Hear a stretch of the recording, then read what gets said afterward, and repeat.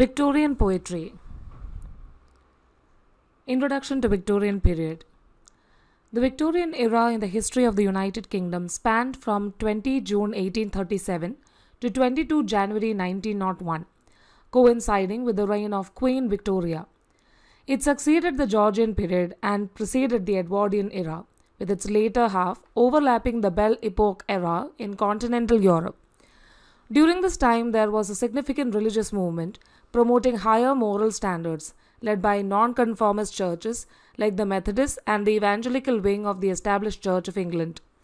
Ideologically, the Victorian era marked a shift away from the rationalism of the Georgian period towards romanticism and even mysticism, particularly in areas of religion, social values, and the arts. This era also witnessed remarkable technological innovations that contributed to Britain's power and prosperity. In medicine, there was a transition from traditional and mystical approaches to a science-based one, with advancements like the germ theory of disease and pioneering research in epidemiology. The Victorian era was characterized by Britain's international relations, primarily marked by antagonism with Russia, including events like the Crimean War and the Great Game. The country's naval and industrial supremacy enabled a Pax Britannica, maintaining peaceful trade. Britain engaged in significant imperial expansion, particularly in Asia and Africa, establishing the British Empire as the most extensive empire in the world. National self-confidence was at its peak, and Britain granted political autonomy to advanced colonies such as Australia, Canada, and New Zealand, with limited involvement in armed conflicts with other major powers. In politics, the two primary parties during this era were the Whigs or Liberals and the Conservatives, and by its end, the Labour Party had emerged as a distinct political entity. Prominent politicians who led these parties included figures like Lord Melbourne, Sir Robert Peel, Lord Derby, Lord Palmerston, Benjamin Disraeli, William Gladstone, and Lord Salisbury. Victorian literature encompasses English literary works during Queen Victoria's reign. It is often regarded as the golden age of English literature, particularly for British novels. The Victorian era witnessed the novel's ascent as the predominant literary genre in English. Literature from this period reflects profound transformations in various aspects of English society, including scientific, economic, and technological advancements, shifts in class structures, and the role of religion in society. Renowned novelists of the Victorian era include Charles Dickens, William Thackeray, the Bronte sisters, George Eliot, and Thomas Hardy. In contrast to the abstract expression and introspection of the Romantic period, essayists, poets, and novelists of the Victorian era began addressing the realities of their time. This included concerns about factory labor, the plight of the lower class, and the treatment of women and children. Notable figures like poet Elizabeth Barrett Browning and novelists Charles Dickens and Thomas Hardy used their work to comment on social issues. Elizabeth Barrett Browning's writings on child labor contributed to her success in a male-dominated literary world where female authors often had to use male pseudonyms. Charles Dickens used humor and an accessible style to highlight social problems, particularly wealth disparity. Thomas Hardy employed his novels to question religion and societal structures. Victorian literature was not limited to novels. It also encompassed poetry and theatre. Robert Browning and Alfred Tennyson were the most famous Victorian poets. The theatre scene, however, did not produce significant works until the later decades of the 19th century. Notable Victorian playwrights included Gilbert and Sullivan, George Bernard Shaw, and Oscar Wilde. Alfred Lord Tennyson. Alfred Lord Tennyson, a beloved Victorian poet, was born on August 6, 1809 in Somersby, Lincolnshire, England. He was the fourth of 12 children and displayed early talent in writing. At the age of 12, he composed a remarkable 6,000-line epic poem. Tennyson's father, Reverend George Tennyson, provided classical and modern language tutoring to his sons. However, his father's recurring mental breakdowns, aggravated by alcoholism, disrupted their family. Tennyson's brothers also faced various troubles, including violent disputes and addiction issues. In 1827, Tennyson left home to attend Trinity College, Cambridge.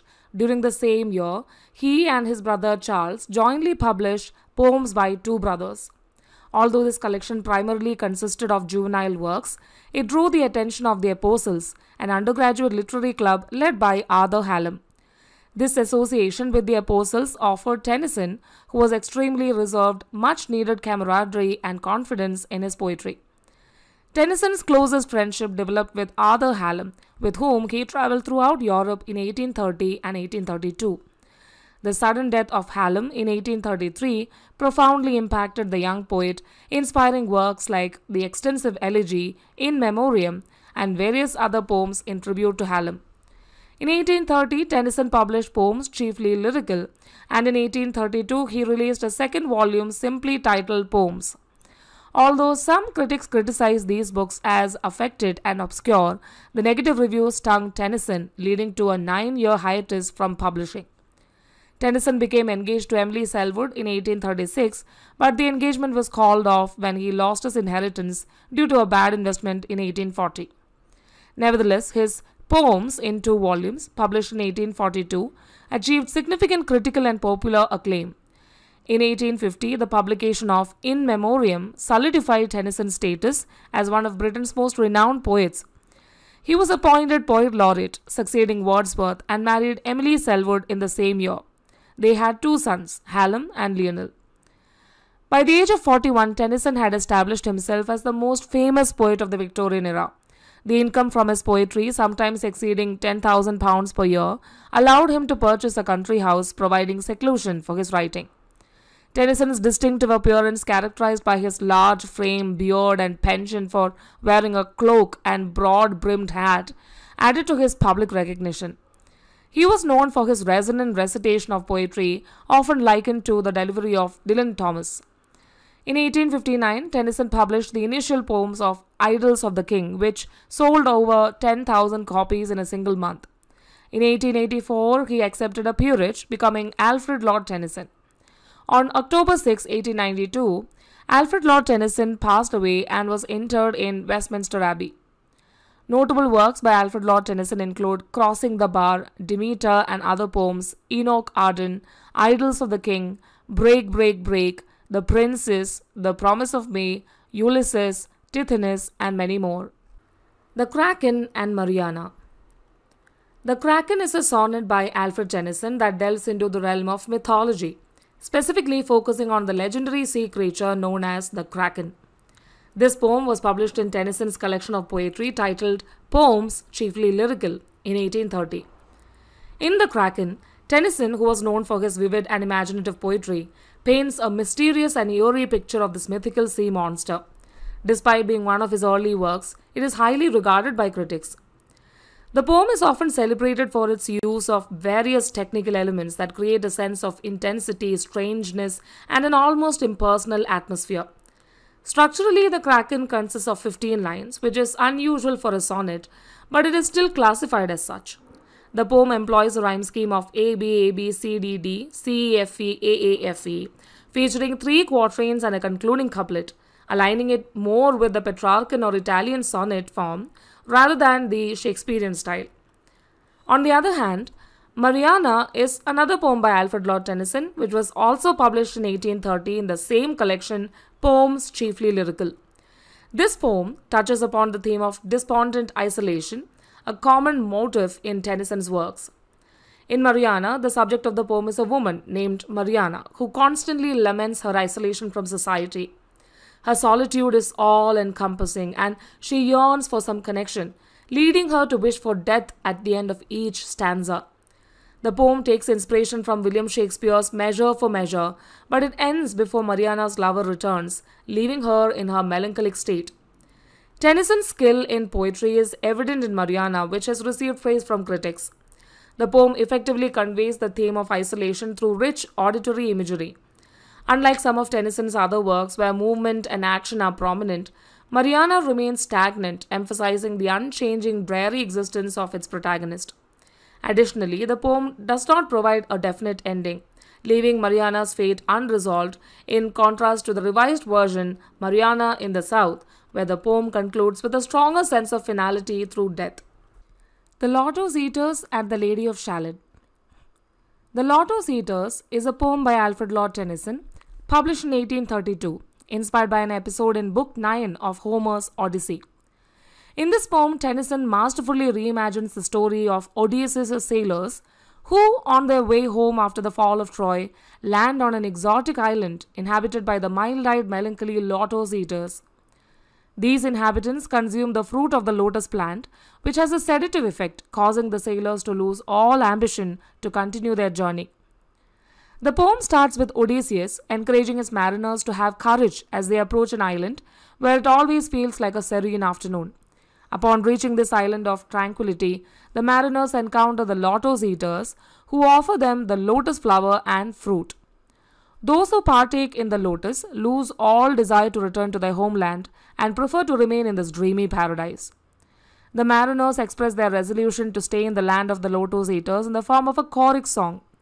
They praise the peaceful music of the island and question why humans must bear the burdens of toil and wander when everything in nature is granted periods of rest. They reflect on the transient nature of life and question the purpose of labor, yearning for long rest or death. The poem conveys a sense of longing for an idyllic, dreamlike existence where the mariners are free from the toils and sorrows of life. They prefer to stay within the peaceful stupor induced by the lotus fruit. The poem raises questions about the human condition, the pursuit of dreams, and the allure of an escapist existence. In The Lady of Shalott, Tennyson tells the tragic story of Elaine of Astolat, a young noblewoman who is isolated in a tower near Camelot. The poem is inspired by Arthurian legend and focuses on themes of isolation, longing, and fate. The Lady of Shalott is cursed to weave a magical web without ever looking directly at the outside world. She can only see the world through a mirror, reflecting the activities in the countryside around her. The poem is divided into 4 parts.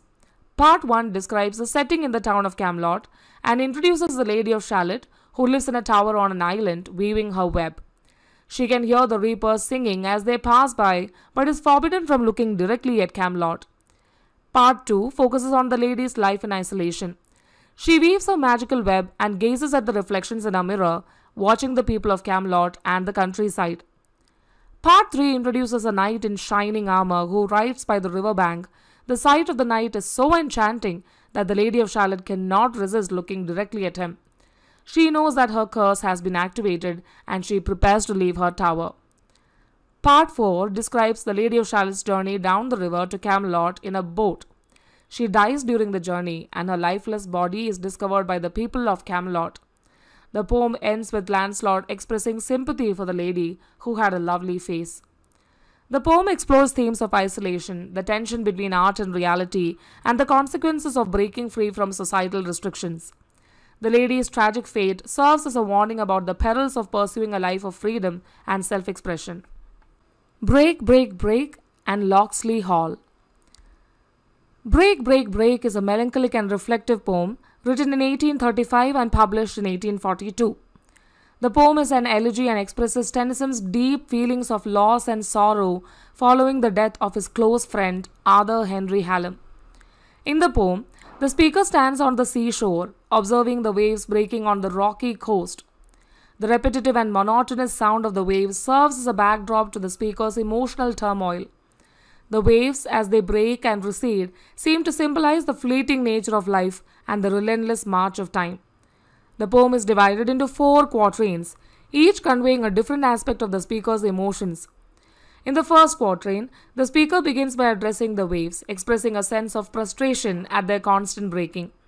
He wishes that the waves would cease their repetitive motion, suggesting that the world goes on as usual despite his personal grief. The second quatrain introduces a shift in focus. The speaker mentions that the fishermen are going about their daily activities, unaware of his inner turmoil. He contrasts the bustling world of the living with his own sense of loss and grief.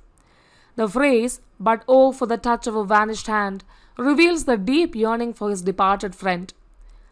The third quatrain is particularly poignant. The speaker reflects on the silence of the church bells, which used to announce joy and celebration but are now muted. He is overwhelmed by the absence of his friend and the void it has created in his life. The stanza conveys a profound sense of grief and longing. In the final quatrain, the speaker laments the loss of his friend, expressing a sense of helplessness and resignation. The word break takes on a double meaning, referring not only to the breaking of the waves, but also to the breaking of the speaker's heart. The poem ends with a poignant and unresolved note, capturing the enduring pain of his loss. Locksley Hall is a dramatic monologue written by Alfred Lord Tennyson in 1835 and published in his 1842 collection of poems. The poem is a reflection of the protagonist's feelings of unrequited love and the emotions he experiences upon returning to Locksley Hall, his childhood home.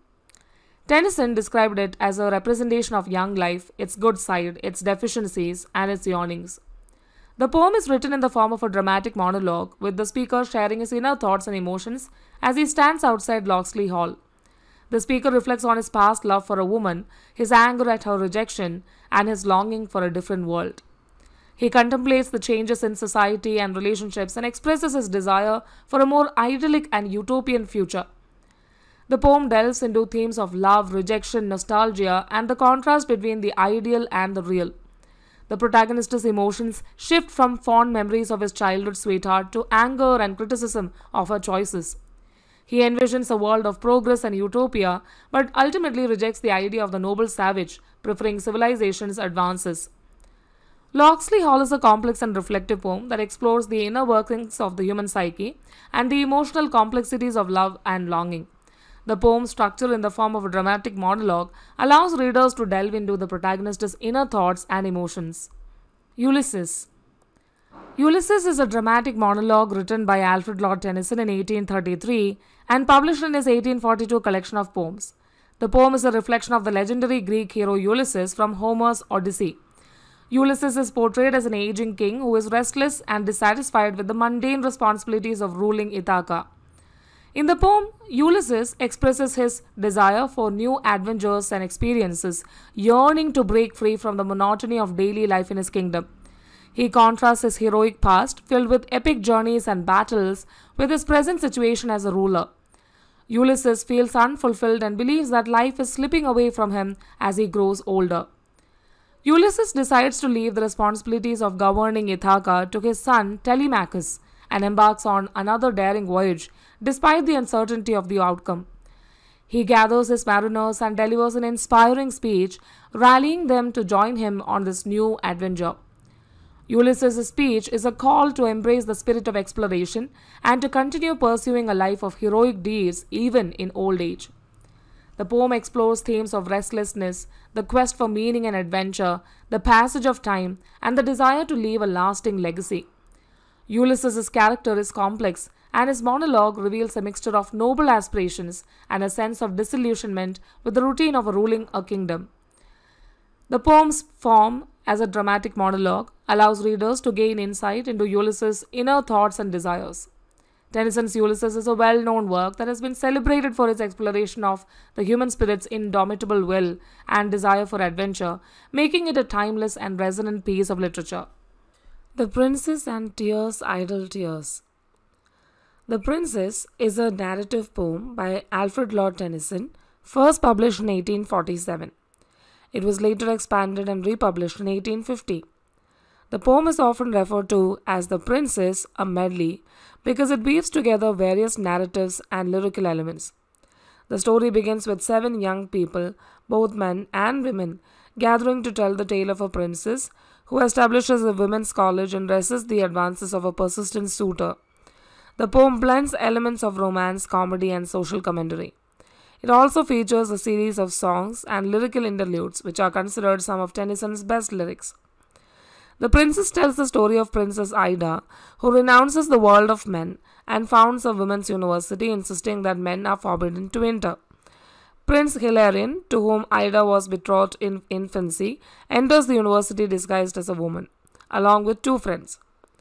They are eventually discovered and are forced to leave the university.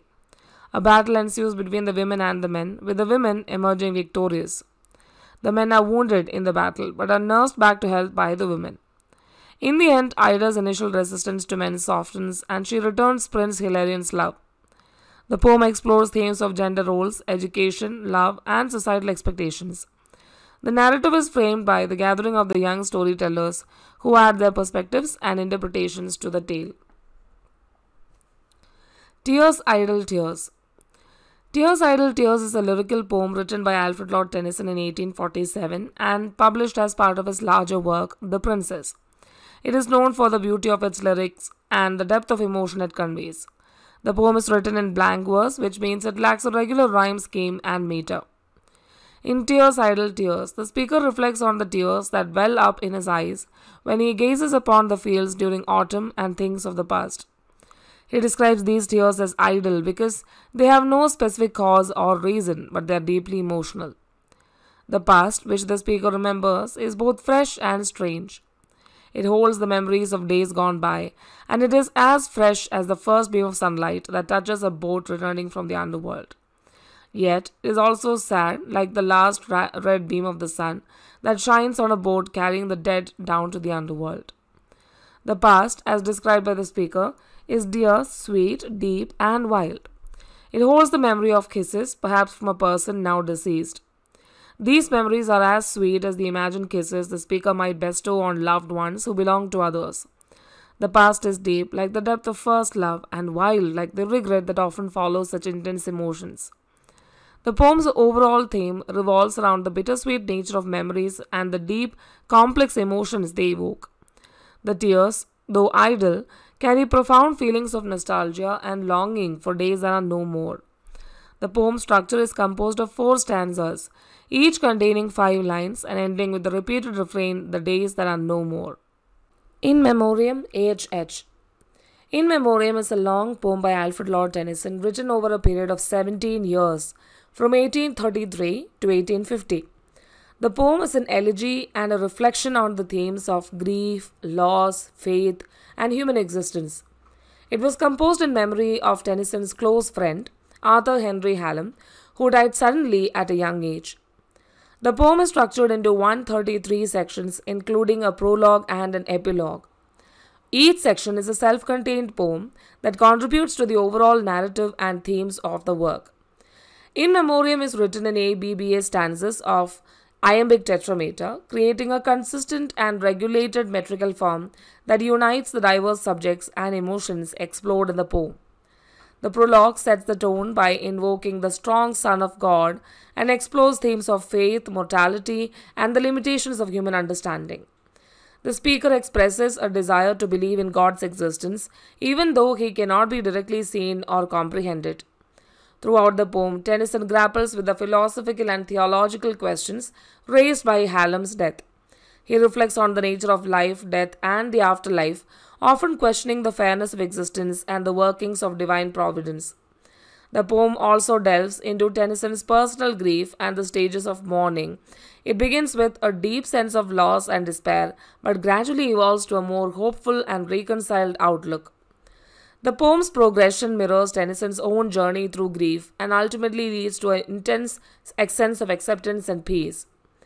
In Memoriam is considered one of Tennyson's greatest works and a significant achievement in English poetry. It explores complex philosophical and emotional themes while maintaining a consistent and innovative metrical structure. The poem's enduring popularity and critical acclaim have solidified its place in the canon of English literature. Maud and the Charge of the Light Brigade. Maud is a narrative poem written by Alfred Lord Tennyson in 1854 and published in 1855. The poem tells the story of a protagonist who goes through a series of emotional and psychological transformations due to love, conflict, and tragedy. The narrative unfolds in 3 parts. Part 1. The poem begins with the funeral of the narrator's father, and the atmosphere is one of lament and loss. It sets the tone for the rest of the poem, focusing on themes of grief and despair. The protagonist's father had committed suicide following financial ruin, adding an element of tragedy to the narrative. During this part, the protagonist is introduced to Maud, the daughter of a wealthy neighbor who played a role in his father's downfall. Part 2. In this section, the protagonist falls passionately in love with Maud. The narrative shifts to a pastoral description of Maud's beauty. However, conflict arises when Maud's brother opposes their relationship. He prefers a collier, who is seen as an upstart, and forbids Maud from seeing the protagonist. The tension between the characters escalates, leading to a confrontation and an off-page duel in which the protagonist kills Maud's brother. Part 3. Following the duel, the protagonist is forced to flee to France. There he learns of Maud's death, which profoundly affects his emotional state. He becomes mentally distressed, losing his sanity for a period. The poem ends with the protagonist appearing to be restored to sanity as he leaves to fight in the Crimean War. Maud is a complex poem that explores themes of love, loss, conflict, and madness. It reflects the turbulent emotional and psychological journey of the protagonist. The poem's themes and narrative elements are characteristic of Tennyson's work, often delving into the human psyche and the intricacies of relationships. The Charge of the Light Brigade is a shorter narrative poem by Alfred Lord Tennyson, written in 1854. It vividly describes the ill-fated charge of the Light Brigade at the Battle of Balaclava during the Crimean War. The poem is based on a real historical event, and Tennyson wrote it as a tribute to the bravery and sacrifice of the British soldiers who participated in the charge. The poem begins by evoking the image of 600 cavalrymen charging into the Valley of Death as they follow orders despite the odds against them. The commanding officer had given a command that led them directly into a Russian artillery position, resulting in many casualties. The poem highlights the valor and bravery of the soldiers who rode into certain death because they were following orders. Tennyson's poem became famous for its stirring depiction of courage in the face of adversity, and it is often anthologized and quoted for its memorable lines.